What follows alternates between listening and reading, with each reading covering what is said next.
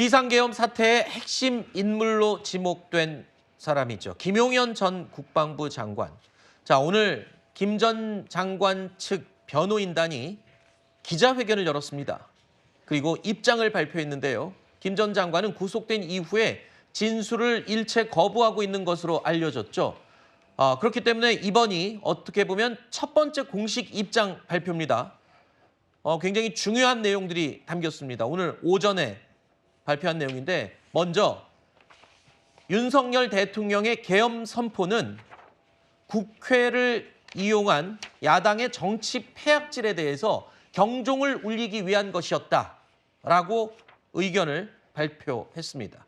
자, 이건 윤석열 대통령이 대국민 담화에서 주장했던 핵심 내용과 거의 같은 내용이죠. 그러면서 국정을 마비시키는 정당은 국민을 위한 정당이라고 할 수 없다라면서 야당을 겨냥했습니다. 또 한 가지 이런 입장도 밝혔습니다. 대통령의 비상계엄 선포는 적법하고 정당한 권리 행사였다. 그렇기 때문에 내란은 될 수 없다라고 주장했습니다.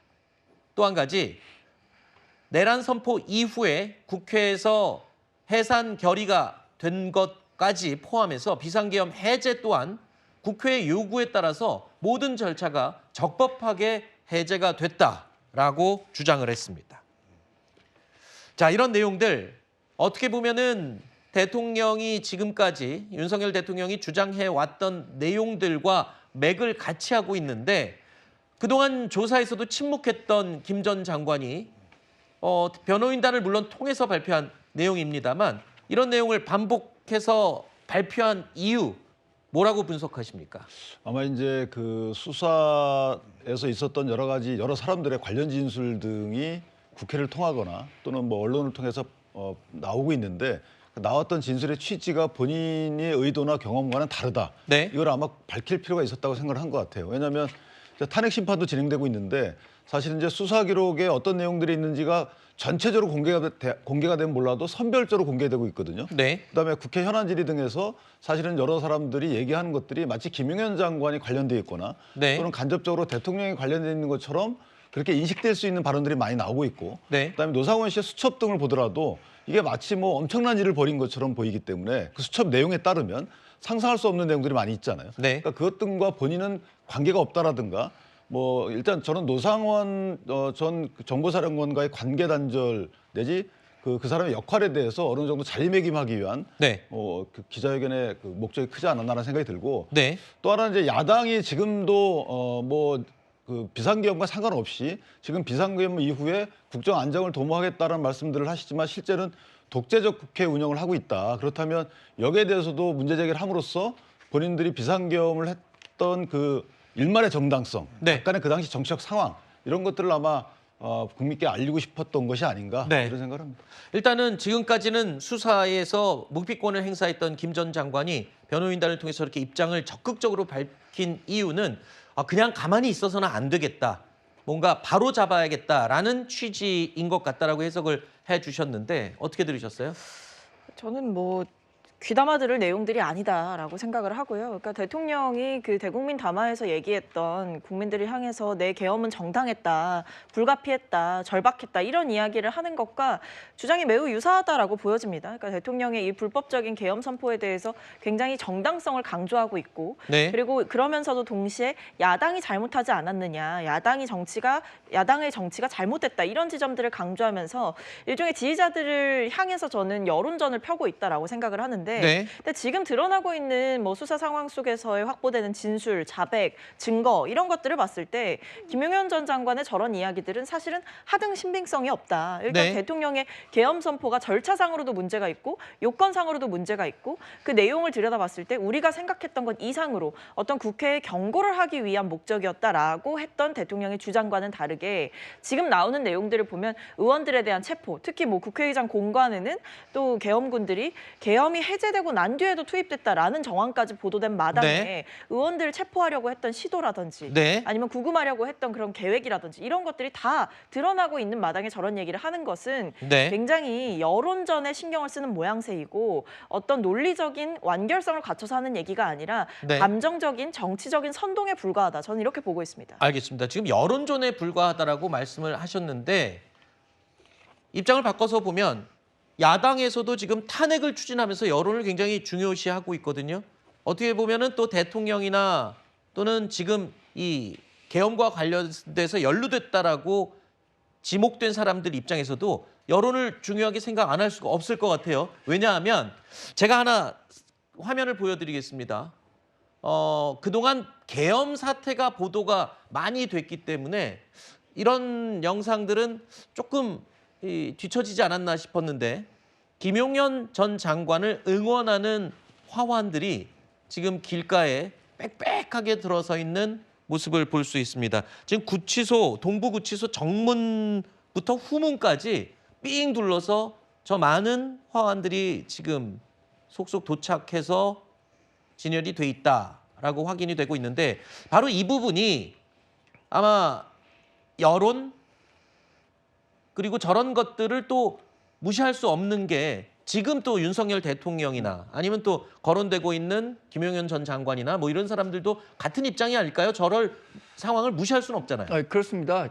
아마 처음에 계엄 사태와 뭐 탄핵 가결 직후에는 미처 신경 쓰지 못했던 부분들까지 막 보도가 되면서 일방적으로 여론이 조성된 것에 대해서 상당히 위기감을 느꼈겠죠. 왜냐하면 국회에서의 탄핵 가결은 국회 내에서의 의결 그 역학 구조 때문에 어떻게 생각하면 불가피하게 200석 넘을 수밖에 없었다고 생각합니다. 그런데 탄핵 재판이라는 게 정치적 재판 성격도 있고 사법적 재판의 성격도 있는데 네. 지난 2016년, 17년 박근혜 전 대통령의 탄핵 과정을 어떻게 생각하면 교훈 삼아 지금 대응하고 있다는 생각도 들어요. 네. 당시에 일방적으로 여론이 탄핵 가결 쪽으로 분위기가 휩쓸리다 보니까 그때 당시에 헌법재판소의 판결에도 영향을 줬던 것 아니냐라는 반성을 지금 윤석열 대통령이나 김용현 전 국방부 장관 측에서는 하고 있다고 생각합니다. 네. 그래서 결국에는 우리가 지금 예상했었던 것보다는 수사의 진행 속도가 굉장히 느린 겁니다. 윤석열 대통령이 적극적으로 임하지 않는 것도 영향을 줬다고 할 수 있지만 그러면서 이렇게 자꾸 변죽을 울리는 쪽으로만 가고 있는데 결국엔 탄핵 재판이 신중하되 네. 고속한 결론을 내려줘야 할 거라는 생각은 저는 뭐 개인적으로는 갖고 있습니다. 네. 아까 언급하실 때 그랬어요. 과거 박근혜 전 대통령의 탄핵 당시에 우리가 기억을 합니다. 나중에는 사실이 아닌 것으로 확인된 부분이 상당 부분 있었지만 그 처음에 그 내용이 발표되거나 언론을 통해 흘러나올 때는 마치 사실인 양 매도가 됐던 부분도 상당 부분 있었거든요. 오늘 김용현 전 장관도 입장을 발표하면서 이런 얘기를 했습니다.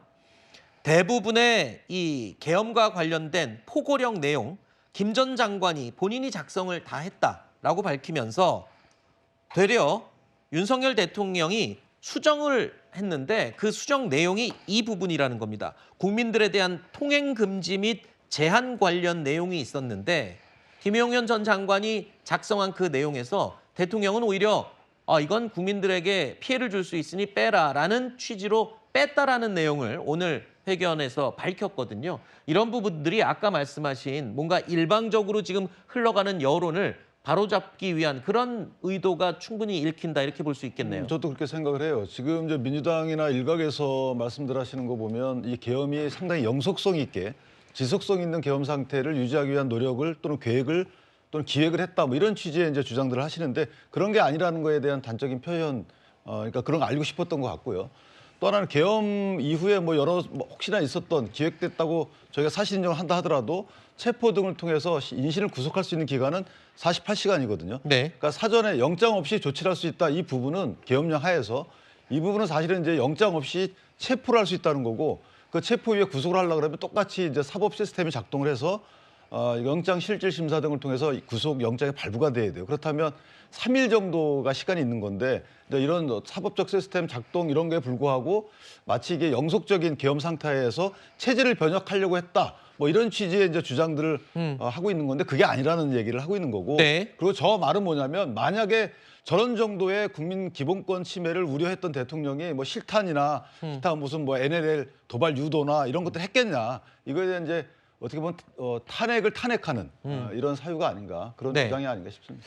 근데 이제 박근혜 전 대통령 사례를 예를 드시는데 이게 명백하게 다르죠. 이제 박근혜 전 대통령과 같은 경우는 일종의 경제 공동체라는 한 단어로 요약되는 게 어쨌든 민간인이 비선 실세 행세를 하면서 경제적인 이득을 취하려 했던 그런 거 아니겠습니까?